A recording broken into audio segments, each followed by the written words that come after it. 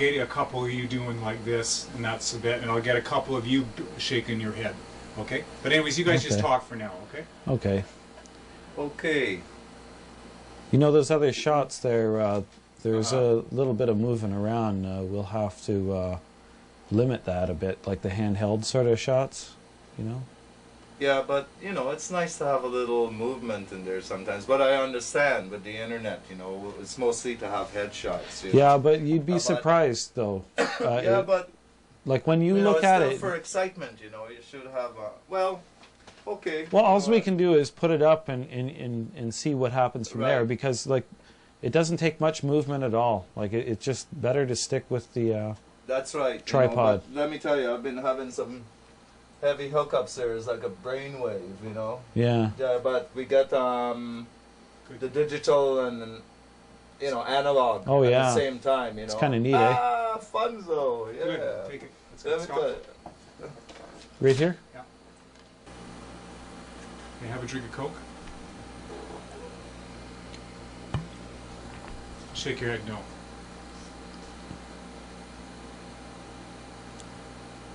Okay, that's good. How's that? You guys know this stuff. You know, like just here. I did tell. Well, Hello? Hi, could you call me back? We're doing a thing now for an advertisement. Okay, bye. yeah. So, anyways, back to what we were. Okay, the way I want you guys to set it up is okay. When you go to record, are you already going? It's recording. Okay. Yeah. Yeah. So like whatever you're thinking, you know.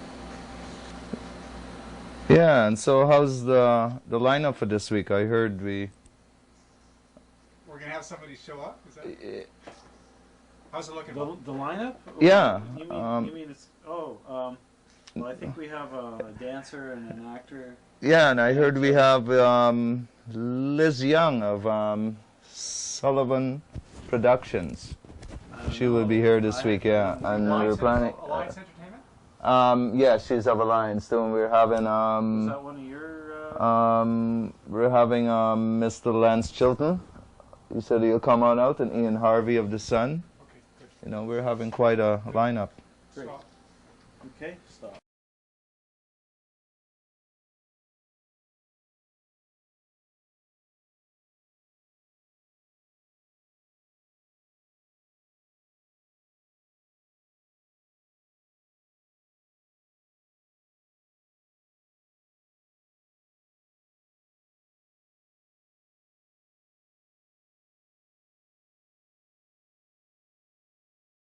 Damien from Tattoos.com, and you're watching Pepper Scott Television. Hi, I'm Damien from Tattoos.com, and I'm here with Stu Cave from Lower East Side and Abstract Arts Tattoo Studios in Toronto. Stu, you've been tattooing for quite a while around the area now. When did you get started? Oh, well, I started in the business in the early 80s when I met my current partner at the Lower East Side, Bruce Smuck, and so I've been tattooing almost 20 years. Bruce actually about a year longer, and in that time, you must have seen a lot of changes come around into this business. I mean, the growth has been phenomenal, going to the fashion side of the industry almost compared to the old stigmas of sailors and bikers. Oh, definitely. It's changed quite a bit from when I even started. The stigma isn't as much as it used to be. Of course, it still does exist, but you'll find people from various professions getting tattooed today you would not have seen as much years ago. Yeah, and they're getting tattooed in a different way today than they used to be. Instead of having someone coming in and getting an eagle on their back and riding away, you have all kinds of different vocations coming in and getting all kinds of different art, and the technicalities have expanded in the last few years. I guess you've watched that change come about in your own work and everybody else's. Oh, definitely. From you know, in all media, magazines, the internet, you know, you can really see the variety of designs and you know, a total concept, whole different things that like crazy things you would never have seen years ago. Yeah, I wouldn't have expected it to be in mainstream fashion and in ads for Absolute Vodka 10 or 15 years ago. but it's always out there today, it seems. Do you think there's going to be such an explosion that it's going to bottom out, or do you just see the popularity climbing? Well, I can't really see it bottoming out. I mean, I suppose it could wane, but I would expect it. You know, it just keeps on doubling and exponentially increasing. Why do you think people are getting tattooed so much these days? Well, I remember when I first started tattooing, one of the reasons I wanted to get into it is, you know, people really want to express their individuality, and that attitude is just becoming more widespread, if anything. And I mean, tattooing has become technically very intricate too. There's a lot involved in the technical aspects of tattooing, from the setting of your machines, the use of your pigments, and most importantly, sterilization today. And I guess the professional tattooist has to really know his stuff, huh? Oh yeah, well, that has I'm sure has increased quite a bit. The you know, the conventions and the communication between artists today is really becoming very widespread. You know, with things like the internet and the convention scene, you know, all over the world. Yeah, now at conventions it's not just an excuse to get together and drink, but there's a lot of seminars on bloodborne pathogens and drawing and artwork techniques. And you're involved with Tattoos.com and the studio and other studios across Toronto, bringing about a big convention this summer, an international show. What do you see happening there for artists and the benefits for them to attend, and people who even want to become interested in the business? Well, I think that this whole new communication is definitely good for the tattoo business. It's attracting, even if it's not attracting more new people, then at least they're getting more ideas and input about things like the hygiene and the artistic input available these days. So it'd be a good opportunity for someone that's interested in it to come and see how so many professionals from all across the world have to offer a lot of stuff. Sure, I would say that there's going to be a pretty good variety of different styles and types of people, artists, and that. And you've attended shows before and worked in Europe, haven't you? Yeah, well, Did you find a difference between North America and the European tattoo community? Really, the only country I've really been to is Holland, and they have a pretty good disposition to tattoos, being a seafaring type nation, and people are generally more open about things, and they seem to. A big percentage of people seem to really regard tattooing as a serious art form, and that's getting like that here. But you know, I'm sure Europe is ahead in some forms of maybe acceptance of being an authentic. You know, you see it throughout you see it throughout in the fashion industry through. So for places. People that want to be getting involved in tattooing or want to get their first tattoo, you have a couple of studios in Toronto. I guess what's the best thing for them to do? Yeah, well, I have two studios in Toronto. Downtown, Spadina and Queen area is Abstract Arts at 452 Queen West. Phone number 504-8288. In the east end of Toronto, my other studio is Lower East Side Tattoo. We're located on Kingston Road, 2234 Kingston Road. Phone number 267-7300. Give us a call and come down, have a look at some of our art. We do a lot of custom stuff. And you can answer all the questions and concerns that people have, and definitely you have people there that can walk them through it, I'm sure. Sure, we have photographs of our work available to view. Thousands of designs from other artists from all over the world.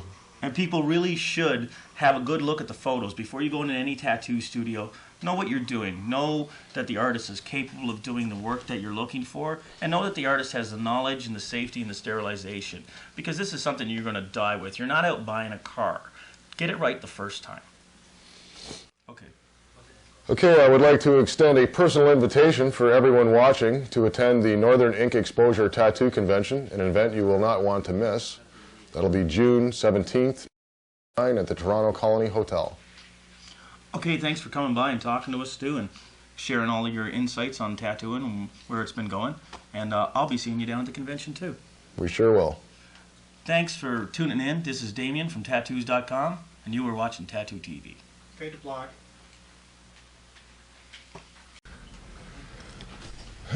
This is Stu K from Tattoos.com, and you're watching Pepper Scott Television. All set? Okay. Good evening. My name's Stu Kay from Tattoos.com, and I would like to introduce Lyle Tuttle from San Francisco. and Lyle's been in the tattoo business for a great many years, owner of the San Francisco Tattoo Museum. Lyle, can you tell us a bit about some of your history in the tattoo business? Well, I started tattooing, I got my first tattoo when I was 14, and sort of been in and around tattooing ever since, and was raised on the west coast of the United States. San Francisco was the sort of the mecca for tattooing at that time. Right. And spent every opportunity I could get in San Francisco and of wanting to learn about the craft and everything. Worked my way in. What year did you start tattooing? In? Professionally in 1949. A long time ago. And what people, famous people, have you tattooed? Give us a few names there. Well, like Janis Joplin came into my studio in San Francisco. Right. I met a lot here. The Allman Brothers band? Yeah, well, that was probably the biggest. That was they were almost like a commune, and so I tattooed all the roadies and, and all the musicians got a mushroom on the side of their leg. Right, the whole crew, right? Right, and then I wound up, and Dwayne said he's got to have one. So I just wound up and tattooed one on the side of my leg too that night. Right. Go on, sorry. No, that was it. It was just. I don't know, it was maybe 25 people got tattooed that night. Oh yeah, and that was all to do. They were all associated with the band and stuff. Then have you also tattooed Peter Fonda and?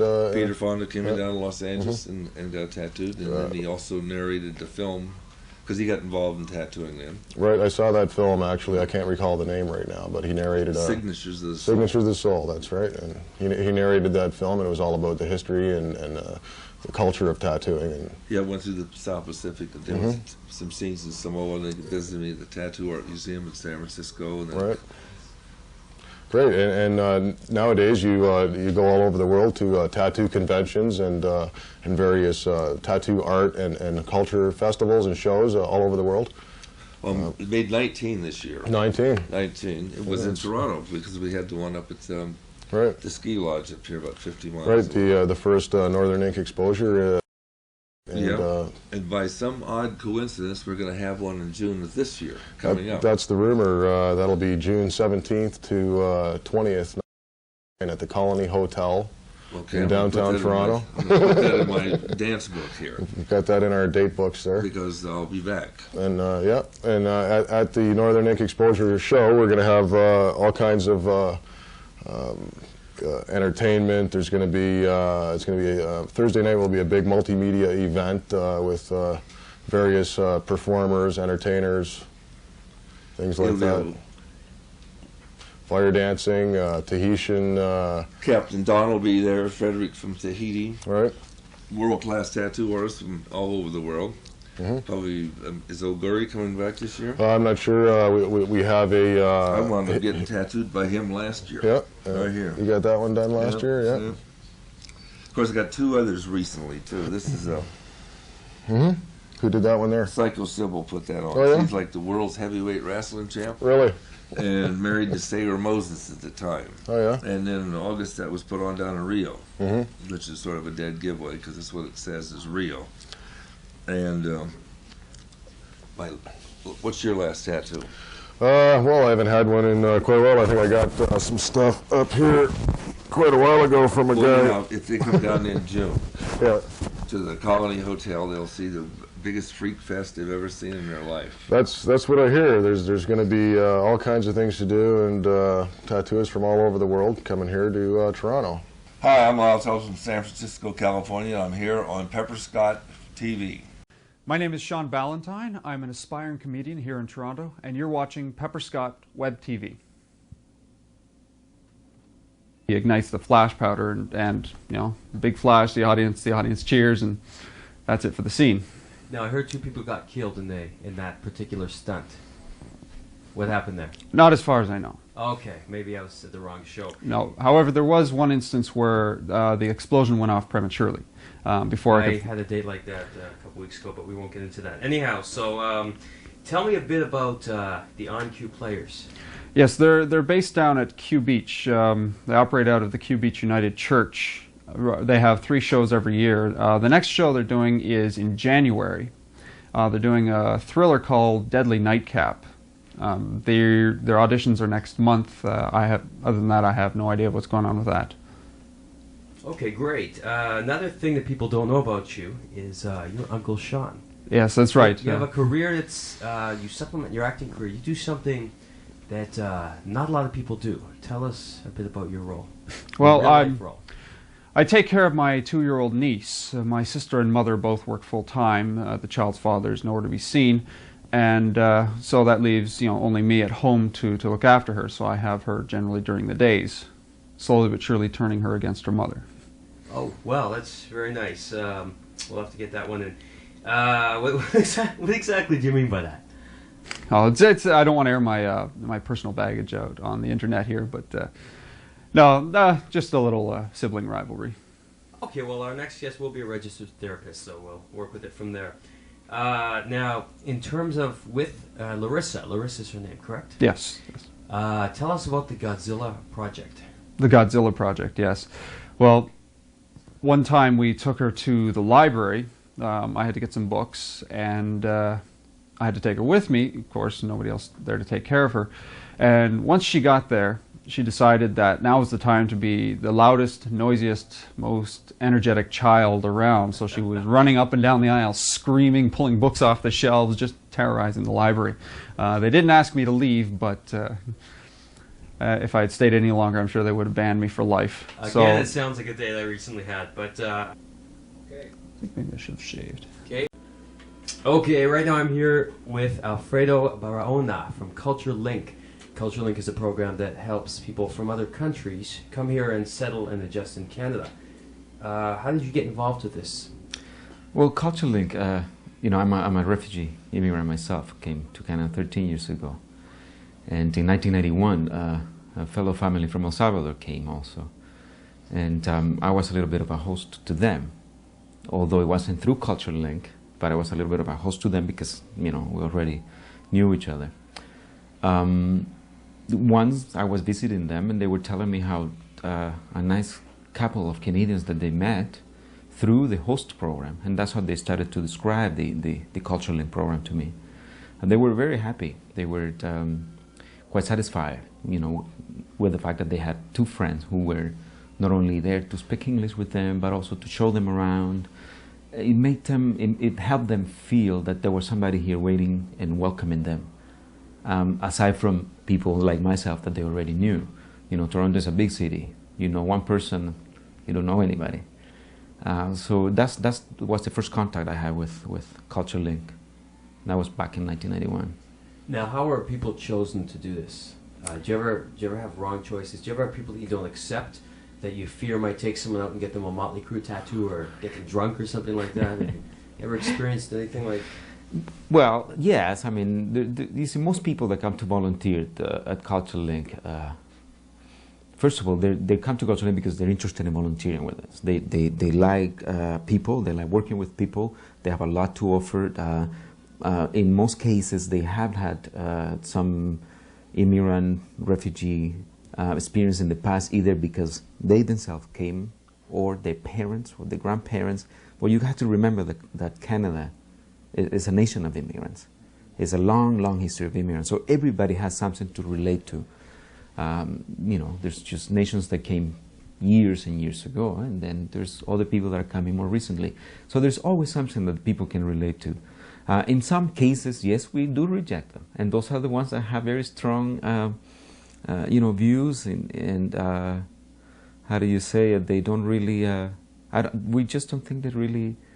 Just don't fit the criteria. Exactly. I mean, if you are a lot against them, against refugees and immigrants, why bother? I mean, why working with them? So you actually have people who apply who feel that way in the beginning? Oh yeah. There's some people who blame refugees and immigrants for a lot of the things that are happening, and I'm one of them. So I mean, how am I supposed to feel? And then, but there's also we try to work. I mean, part of the work that we have to do is try to educate other people about it, right?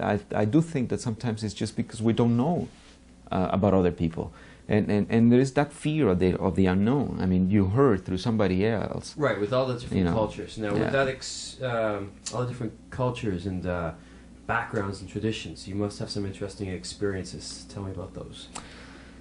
Well, there's lots of experiences. I mean, just to give you an example and what it is like to come to a place. Just imagine yourself come to a country, is the coldest night of the year, sometime in January, February. It's bitterly cold outside. The sky is totally dark. And it's the middle of the day. And it's so cold, you don't know anybody in Toronto. You just arrived. You don't speak the language. What are you going to do? There are places like Culture Link, and I'm not making this up. This happened just last winter. So there was somebody like that. Came into our place, started talking to another worker at Culture Link, and this was around, but by the time they called me in, it was around 5 o'clock, when I was just getting ready to go home. They pulled me in and said, "We need your help. We just, we seem to be at a roadblock here. We don't know what else to do." The person was totally broken, just broken. And I said, "Well, if you cannot handle it, what makes you think I will be able to?" "Well, maybe, just come. And so I went in, and honestly, I didn't even know what to do.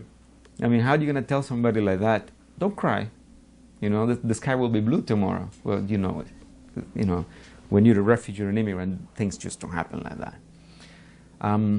I don't even know what I did. I think I just started to, first of all, introduce myself. What can I don't even ask, what can I help you with? You're going to have these many things, that you can help with. Just be there. Start, let's get a coffee or a tea. Just make the person relax a little bit. And then little by little, of course, if they're crying, well, talk to them. So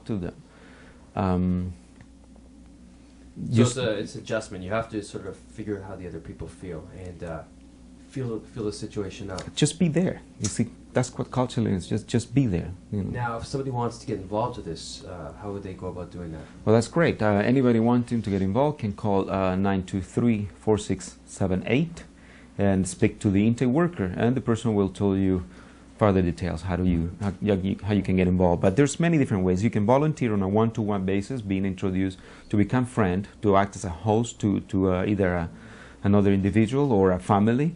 But you can also volunteer through the different groups that we have. We have an English conversation circle. It's basically just a group of people like tonight get together once a week and just talk about absolutely anything they want to talk, and that will help the person just increase or improve their language skills. You can also send in any donations that you may want in. I mean, we are certainly looking or asking people to send in. Okay, how can people get in contact with you?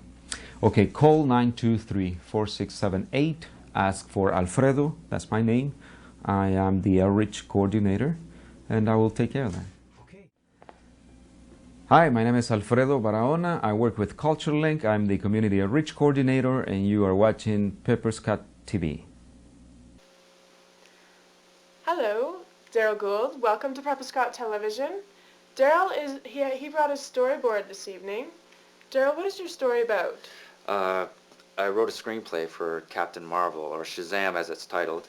It's set in the 1940s, 41, San Francisco, and the bombing of Pearl Harbor takes place during the film. Really? Mm-hmm. Excellent. Why the historical timeline?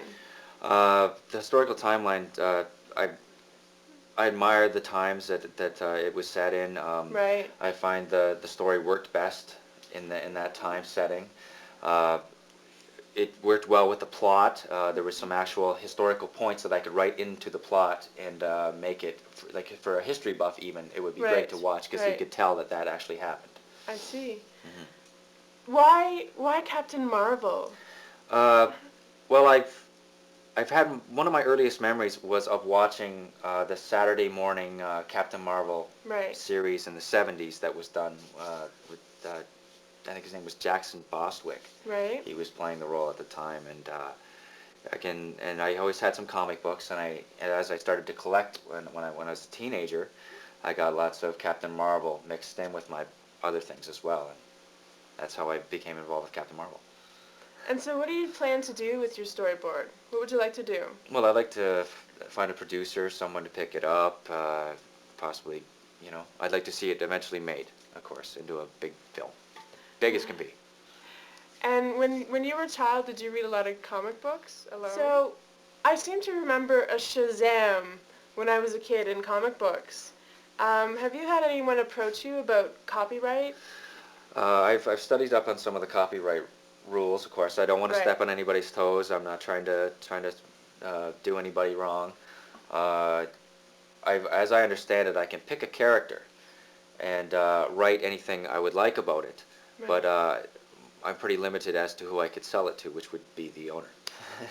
They would have to license it out to be used, and they would have to approve and stuff, but I wouldn't be able to do anything without their approval, as I understand it, and I'm not trying to. Right.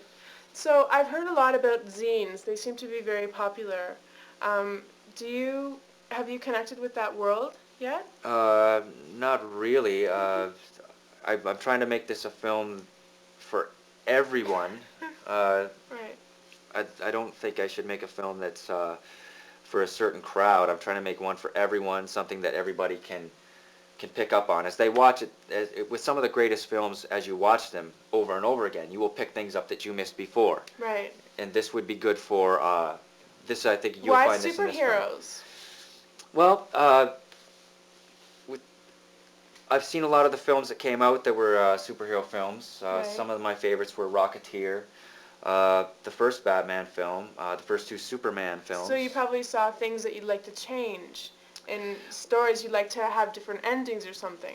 Yeah, after I maybe saw that the second inspired you. Batman film, I was discussing to a friend what I think they should do with the third Batman film. Right. He told me to write it. I didn't, of course. I just started with Do Shazam. you have any other main words like Bajam or something? No, just holy moly. Holy moly. Holy moly. Billy says that. Excellent. It's not overly corny. It's not overly used in the thing. It's just it's at some particular times. And in the does one script. particular character say that? Billy Batson, yeah, he's the Billy main character. Batson. Does he have a love interest? He's 10 years old. That's still As like of yet, I haven't really written that in. The girls do look at him in certain scenes, and he doesn't know how to handle it because he's 10. But So that he has crushes on other girls, maybe? I haven't really gotten a chance to. That part of his life isn't really explored. His school life, where he may come into contact with girls, because the beginning of the movie starts with a traumatic moment, Right. and he's involved directly. Well, that sounds very interesting. If you would like to get in contact with Daryl or help support him financially or be a producer or something, then please contact him Tell somebody you know. at the Pepper Scott hotline. This is Sherry Craig.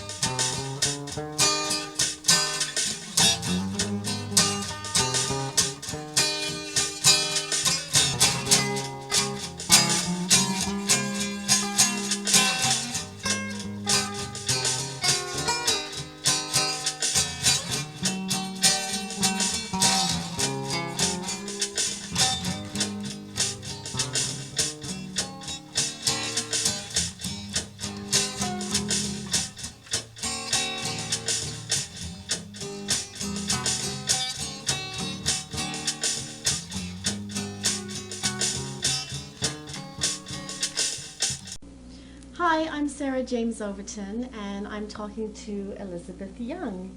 And Elizabeth Young and I have worked together for 5 years on various TV shows, feature films, and series here in Toronto.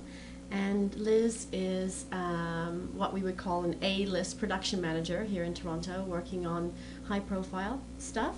And I'm going to ask Liz some questions. So, Liz, how did you get into the film business, and how long ago was that? 18 years ago, and I got into it because I was really stupid and I didn't know what I was doing. It's true.